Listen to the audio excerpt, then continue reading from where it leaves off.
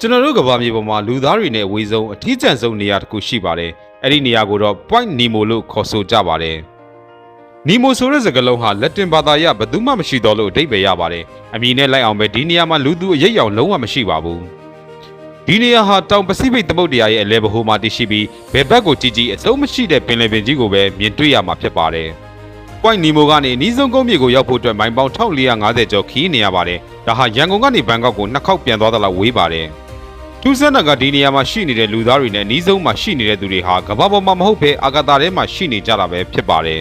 ။ကမ္ဘာပတ်လမ်းကြောင်းပေါ်ကနိုင်ငံတကာအာကာသစခန်းက Point Nemo ရဲ့အပေါ်ကနေဖြတ်သွားတဲ့အခါမိုင်250အကွာဝေးမှာပဲရှိနေလို့ဖြစ်ပါတယ်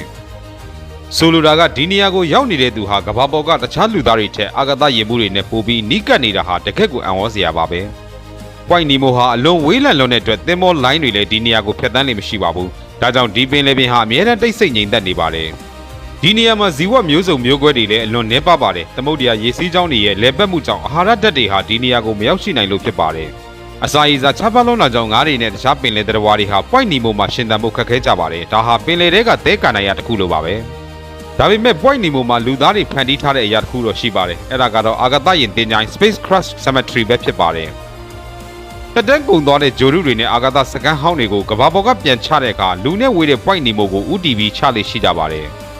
အခုဒီဆိုရင် Russia ရဲ့မိုင်ယာအာကာသစကန်ပါဝင်အာကာသယာဉ်အစိပ်ပိုင်းပေါင်း300ကျော်ဟာပင်လယ်ရေအောက်မှာနစ်မြုပ်နေပြီဖြစ်ပါတယ်။1998ခုနှစ်တုန်းကတော့ဒီနေရာနားကနေ The Bloop လို့ခေါ်တဲ့အလွန်ကျယ်လောင်ပြီးထူးဆန်းတဲ့အတန်ကြီးတစ်ခုကိုသိပ္ပံပညာရှင်တွေဖမ်းယူရရှိခဲ့ပူးပါတယ်။အဲ့ဒီတန်ဟာဝေလာငါးကြီးတွေထက်တောင်ပိုကျယ်လွန်းလို့ရေအောက်သတ္တဝါကြီးတွေရှိနေသလားဆိုပြီးလူတွေကစိုးရိမ်တကြီးနဲ့ထင်ကြေးပေးခဲ့ကြပါတယ်။ဒါပေမဲ့နောက်ပိုင်းမှာတော့အဲ့ဒီအတန်ဟာရေအောက်ကရေခဲတောင်ကြီးတွေအကွဲရကနေထွက်ပေါ်လာတဲ့အတန်ဖြစ်တယ်လို့သိပ္ပံပညာရှင်တွေကအတည်ပြုခဲ့ကြပါတယ်။ Point Nemo ဟာအမတန်ဝေးလံပေမဲ့လူသားတွေဆွန့်ပစ်လိုက်တဲ့ plastic မိုက်တွေဟာဒီနေရာထိတောင်ရောက်ရှိနေတာကိုတွေ့ရှိရလို့စိတ်မကောင်းစရာပါ။ဒါဟာကျွန်တော်တို့လူသားတွေရဲ့ပတ်ဝန်းကျင်ညံ့မှုဟာကမ္ဘာအဝေးဆုံးနေရာထိတောင်ပြန့်နှံ့နေပြီဆိုတာကိုပြသနေတဲ့သက်သေတစ်ခုပဲဖြစ်ပါတယ်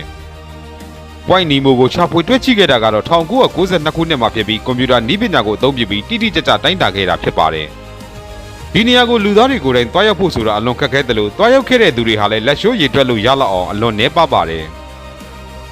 Point Nemo ဟာကမ္ဘာမြေရဲ့လျှို့ဝှက်ချက်တွေကတစ်ခုဖြစ်ပြီးကျွန်တော်တို့ကမ္ဘာကြီးဘယ်လောက်တောင်ကျေပြောသလဲဆိုတာကိုသတိပေးနေတဲ့နေရာပါ။